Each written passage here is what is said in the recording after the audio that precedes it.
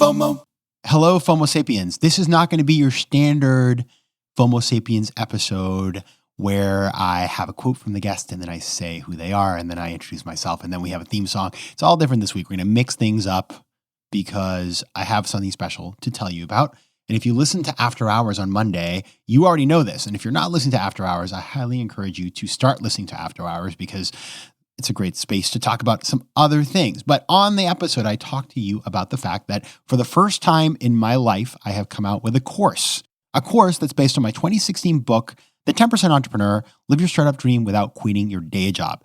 Now, I got a call from a company called Himalaya, which I had not heard of, but then when I did my research, I realized they're actually a pretty big deal.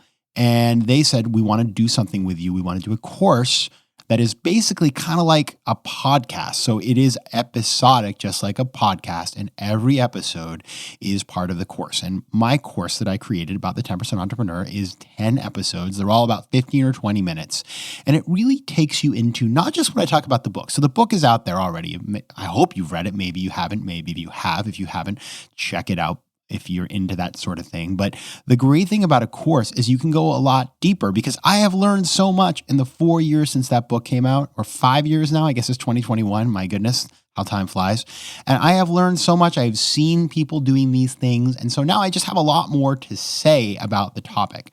And I also give you this handy sort of ebook along with the course. So you have a book that you can do your exercises in. So it's kind of helpful as you go through. So if you're thinking to yourself, well, I'd love to have the book too. Of course, I'm never going to tell you not to buy the book, but don't worry. I give you a workbook that will go along with the course and make everything just a little easier to accomplish. Now, I do want to tell you a little bit about Himalaya because I didn't know about them. And since I have myself, they were nice enough to send me their app and I've been checking it out. It's pretty cool. Whether you want to improve your emotional intelligence, your critical thinking skills, or you just want to level up in your career, Himalaya Learning offers the best educational experience that is audio-based, right? So it's not video, it's audio, and it's designed to inspire your ambition and build your skills on the go. And I think this is kind of cool because let's put it this way. I mean, yeah, we're all at home right now with COVID, but I am always on the move or I'm just doing things around the house. So I don't really have the patience personally sometimes to watch videos. Sometimes I just prefer audio and I'm a major podcast addict. And so it sort of fits in for me. And the cool thing about these courses is that they're from people like podcaster Tim Ferriss, the marketing guru Seth Godin, New York Times bestselling author Malcolm Gladwell, who, fun fact, was my neighbor in my old apartment. So I'd see him around the neighborhood. So if you're listening, Malcolm, and you ever want to hang out, let me know. There are also courses from, of course, the famous Tesla CEO and entrepreneur Elon Musk and the judge for divorce court, Lynn Toller. That's among about 150 plus world-class instructors. And this includes people like Ivy League professors from places like Harvard Business School, Nobel Prize winners, all of these people. And they have this partnership with Big Think. So there's some thought leaders from there. And then little old me. And I don't love the term thought leader. Frankly, I don't know. It just sounds weird. But I guess I can say that I'm a thought leader today. So thank you, Himalaya, for that. There is a big library of audio courses, and they're designed to fuel your professional and personal growth. And you get to tap into the world's greatest minds and their insights when you listen to the app. So that's pretty cool. And so how to be a part-time entrepreneur, you're going to hear the first episode right after this, is available now exclusively on Himalaya Learning.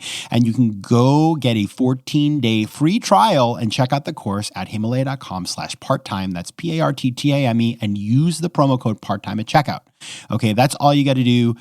Go check it out. I would love to hear what you think, actually, because I'm really proud of this. I actually had a lot of fun making it, and I'd never done anything like that. So for me, it was like a whole new process. But I may do some in the future, and I want to learn and get better. And so your feedback is invaluable to me. So check it out. Send me your feedback. Let's connect at patrickmcginnis.com, at PJ McGinnis on Twitter, Patrick J. McGinnis on Instagram. Let me know what you think, if it's helpful to you. And I look forward to your questions about the course. If you have questions, you can obviously reach out to me and I'll talk about them here on After Hours. So enjoy that first episode. Hopefully you'll like it. You'll go check out the full course and you will come back and let me know what you think. FOMO. Himalaya. Hi, this is Patrick McGinnis, and you're listening to How to Be a Part-Time Entrepreneur, a Himalaya Learning audio course. To listen to the rest of this course and others like it, go to Himalaya.com/part-time and enter the promo code PARTTIME, that's PARTTIME, to get your first 14 days free. I hope to see you there. Okay, now on to the first lesson. The point of episodes 1 and 2 is simple, but I feel a lot of pressure to get it right because I'm here to convince you that you should become a part-time entrepreneur. Actually, let me take that back. I want to convince you that you have to be a part-time entrepreneur. There's no other option. You have to do it. And I'm telling you this out of my own experience. Over the last 8 years, I have become an investor, an advisor, a founder of more than 20 different part-time ventures that have made me a lot of money and been a lot of fun. And it's not just me. This is a movement. People are doing this all over the country and all over the world. So there's never been a better time to get started.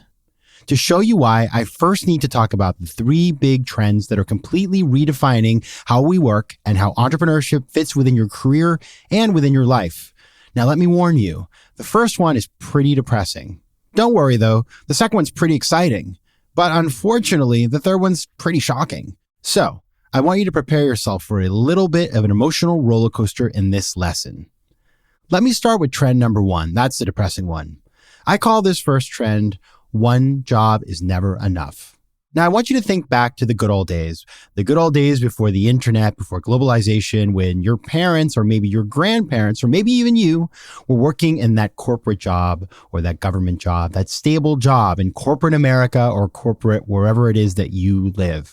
It was a different time. People worked in jobs that they expected to have for their entire careers. They would stay there for 20, 30, 40 years. They get that gold watch, collect the pension, retire. It was easy. It was a nice, predictable path, and all ships rose.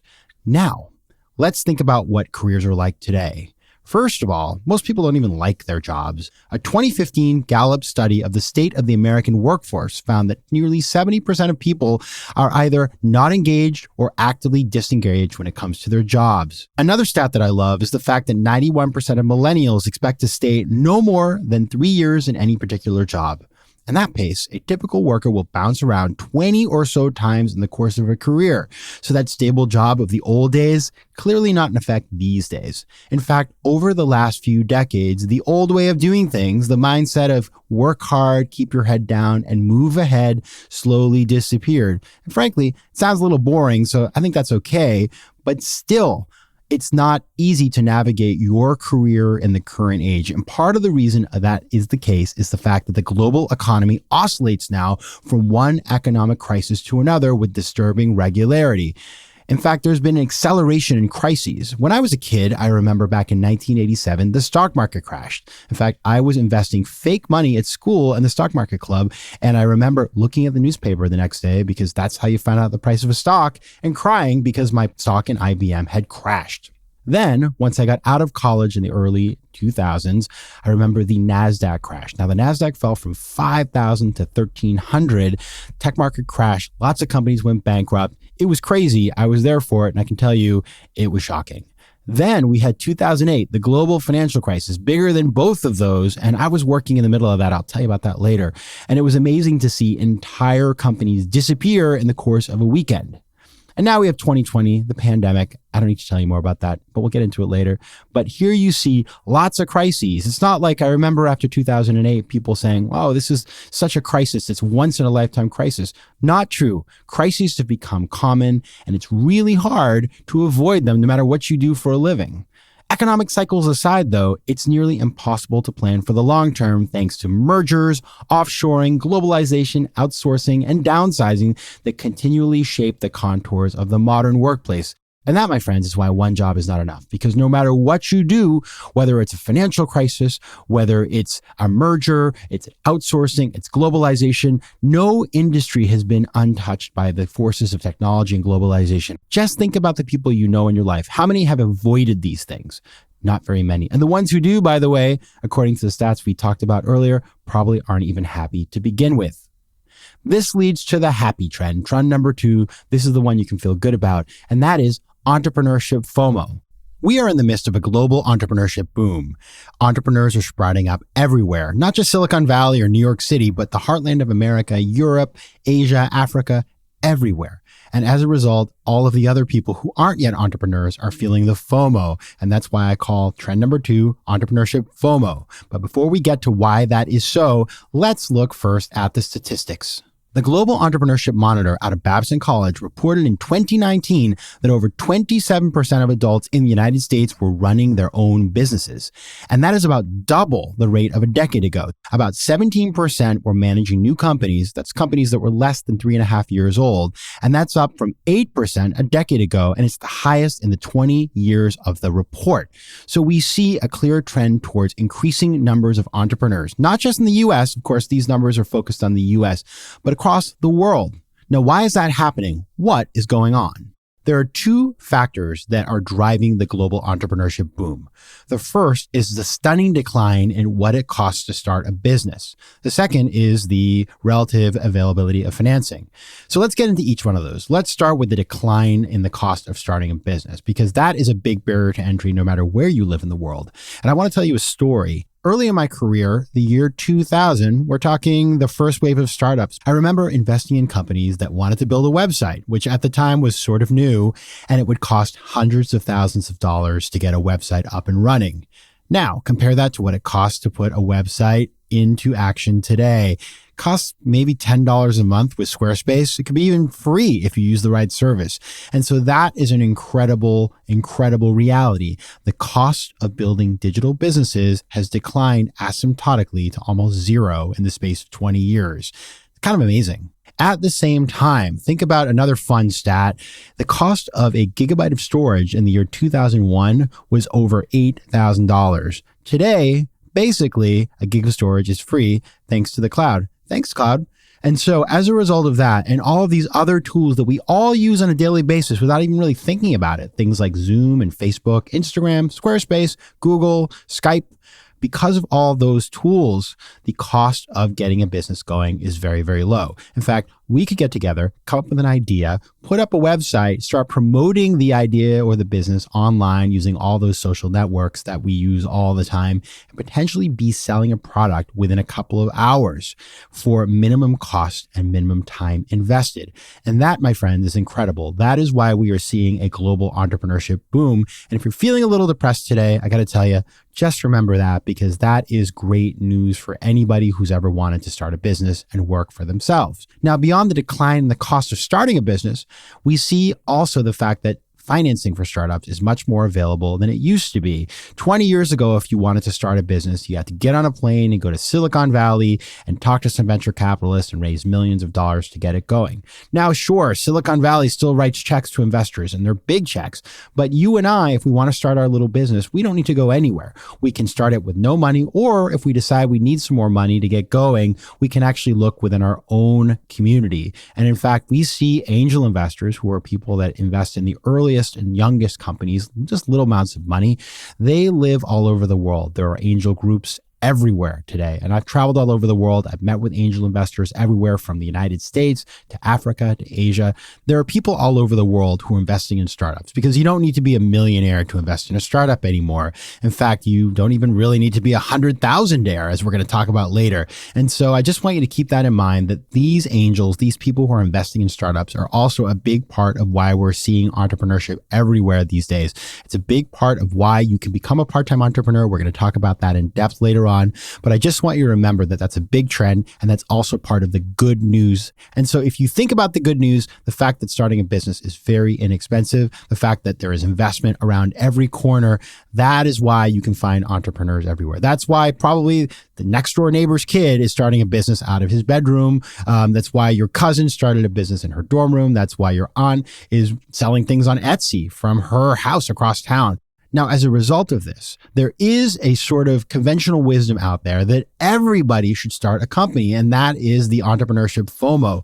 If you're watching all these people starting businesses and you're sitting at home working every day, you may think to yourself, wow, I'm really missing out on this opportunity to have the freedom and the wealth generation that I could have as an entrepreneur. And this is promoted by an industry of people who make money off of convincing you that entrepreneurship is this wonderful dream that all of us should be pursuing, whether that's people selling courses. And by the way, this is not a course that's trying to convince you that it's easy to be an entrepreneur. I can promise you that. You'll see that throughout the entire course. This is not about getting rich quick. This is about getting rich.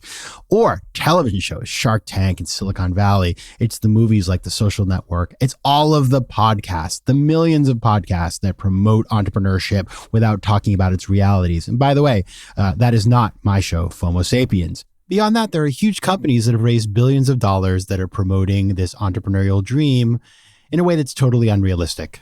In fact, WeWork, which all of you know, was an entire empire built on this notion that we should all be entrepreneurs. And I call this, between the Shark Tanks and the WeWorks, entrepreneurship porn. It's what convinces you that hustle and hard work and eating ramen and going without is somehow going to make you rich someday. Not so fast, because this is what the entrepreneurship industry wants you to believe. But unfortunately, that is not the truth. And this takes us to trend number 3. This is the shocking one I mentioned earlier, and that is called the entrepreneurship myth. Now, I call this trend the entrepreneurship myth because the idea that everyone should be an entrepreneur, that they should give into their entrepreneurship FOMO, is based on logic that ignores entrepreneurship's dirty little secret. The statistics tell us, and this is super important, so pay attention now. The statistics tell us that if you are an entrepreneur, the chances are that you are likely to fail. Now, failure rates that are reported in the media are all over the place. In fact, today I was reading that 90% of new businesses fail, but there was no source, so who really knows? But I can tell you this, the best study I've found is one out of Harvard Business School that was put together by Professor Shikhar Ghosh, who looked at the fate of over 2,000 startups that had at least raised a Series A of financing. Now, a Series A isn't given to a company that's just an idea on paper. No, when you raise Series A financing, that means that you have a product, an idea, you're ready to go, and Series A money helps you to scale up what you're doing. So it's not just a fancy idea on a PowerPoint. Even so, even though these businesses were at a somewhat sort of advanced stage vis-a-vis just an idea, Shikhar Ghosh reported, having tracked these companies over a decade, that 75% of them did not deliver their promised returns to investors, while about 30 to 40% returned no capital at all. They lost everything. So there you go, 30 to 40% fail entirely, and about 3/4 don't reach the goals that have been set for them back when investors invest their capital. And so that is a reality of entrepreneurship. Those are the cold, hard numbers. And that's okay, because the process of being an entrepreneur, starting new companies, is one that entails risks. And in fact, the entrepreneurial process is one where you fail, try something new, pivot, try something again, maybe fail again, maybe fail 100%. But that is why it's so rewarding when you succeed. And it's also why it's so risky, and why entrepreneurship porn is so damaging, and why falling victim to your entrepreneurship FOMO is not a good idea, because you don't know what you're getting yourself into. And that's the thing about FOMO. Now, as many of you know, I created the term FOMO, fear of missing out, and it's based on the perception that there's something better out there for you than what you're doing at the minute, combined with a fear of being excluded from a beneficial experience. And that's what happens when you have entrepreneurship FOMO. You see that bright, shiny object, that money, the wealth, the autonomy, and it looks great, but you have no idea how much of what you're seeing and hearing is real versus what it would be like to actually do that. And so that, my friends, is why I was always really afraid of being a full-time entrepreneur. I was afraid of failing. And you should be too. A lot of times we feel bad about not wanting to be a full-time entrepreneur. I certainly did. I saw friends of mine from business school who went off and started companies and were working on these exciting endeavors. And that just wasn't for me. I was too afraid. And that's why I had to find reasons to not feel bad about being a full-time entrepreneur. And that's why, now having explored these 3 trends, the fact that one job is never enough, entrepreneurship FOMO, and the entrepreneurship myth, I want to turn back and talk about reality. And this is the fact that it's okay not to want to be a full-time entrepreneur. I want to give you permission. I gave myself permission. I want to give you permission today. And I want to give you the 4 reasons why it's perfectly okay to not want to be a full-time entrepreneur. Let's start with number 1, lifestyle. The lifestyle of a full-time entrepreneur is terrible. You look at rates of depression and divorce. They're much higher than in the general population. And you work all the time. And that is something that is not for everybody. So if you don't love working all the time, if you don't like stress, if you want to keep your hair, maybe full-time entrepreneurship just isn't for you, okay? Number 2, you can ruin your finances. So you make less money when you're working as an entrepreneur. I mean, one day, if you have that big payout, obviously, you're going to make a lot of money. But even so, the average startup, and I've looked at these stats, and it's a great example of this is the Twitters and the Facebooks, but also the small companies. The average startup takes 7 years to go from that first fundraising to the exit. And in the meantime, you got to find a way to pay the bills, and that's not easy. And that's why a lot of people who become entrepreneurs come from family money. They have a source of capital behind them. They have family members who can help them pay the bills. There's nothing wrong with that, by the way. Nothing wrong with that. But for the rest of us, it can be really hard to pay the bills in the meantime. A third, you do not yet have the right idea. It may be that you are destined to be a full-time entrepreneur, and that's fantastic, but you just don't have the right idea yet. And there's a great study that Inc. magazine did where they polled their Inc. 500, and they found that 71% of founders in the Inc. 500 had found their idea for their company based on problems they faced while working at previous jobs. So it may be that you're going to become an entrepreneur one day, but you're just waiting for that special day when you're working, you see something that doesn't quite work, and you decide, you know what, I can do it better, and you go off and launch your business. But until then, sit tight because full-time entrepreneurship isn't right for you. And the fourth one, you're probably going to fail. As I talked about this earlier, failure is so difficult. We love to celebrate the hero's journey of the entrepreneur, that entrepreneur who suffered and lived off their credit cards and lived in a basement at their parents' house and struggled and then one day became a billionaire and they're flying around on that private jet. But that is the outlier. That is not the norm. And we don't talk about the entrepreneur that fails and fails and fails again and ends up stuck in that basement forever. Depressing, shocking, I know, but it's reality. Now we're getting to the end of the lesson. And so what I want to do now is recap and tell you exactly what we're going to talk about in the next lesson. So as you recall, in this lesson, we talked about 3 big trends that are shaping the global workforce and careers. And that's that one job is never enough. There's the entrepreneurship FOMO phenomenon and the entrepreneurship myth. And these basically mean that jobs, traditional careers are not stable, so you can't really rely on them. But at the same time, entrepreneurship looks great on paper. We all want to do it because of the FOMO, but the reality is that you're likely to fail. And as a result, it's okay to not want to be a full-time entrepreneur because of the lifestyle, because it's bad on your finances, because you may not have the right idea yet, and because you're probably going to fail. And that's why in the next lesson, I'm going to talk to you about my approach to solving this problem, becoming a 10% entrepreneur. And that's where you combine the stability of your day job with the excitement of entrepreneurship. You bring those 2 things together and you build something for yourself that you can take anywhere you go. That's what this course is about. So get ready for lesson 2, why you should become a part-time entrepreneur. I'll explain 10% entrepreneurship and we'll get into the reasons why you need to do this. And then in the following episodes, we'll explain exactly how to do it. And while I'm not trying to sell you some entrepreneurship porn, or I guess part-time entrepreneurship porn, I can tell you this. If you follow this course, you can start today building your part-time entrepreneurship portfolio. It's a process. You will learn the steps. And no matter what you do for a living, no matter what your day job is, no matter what your dreams are, you can do it. Because part-time entrepreneurs aren't born, they're made. So if you stick around for the next lesson, all the lessons after that, we can work together to make you into a 10% entrepreneur. Now, included in this course are some resources you can use as you go along. I have 2 PDFs for you. One is a workbook and one is a list of due diligence questions. So you'll be checking those out as you go along. They're both great resources and they will help you as you go. Also find additional resources on my website. That's patrickmcginnis.com, and in the book, The 10% Entrepreneur, Live Your Startup Dream Without Quitting Your Day Job. What you just heard was How to Be a Part-Time Entrepreneur, a Himalaya Learning audio course. To listen to the rest of the course and others like it, go to himalaya.com/part-time and enter the promo code PARTTIME, that's spelled PARTTIME, to get your first 14 days free. I hope to see you there.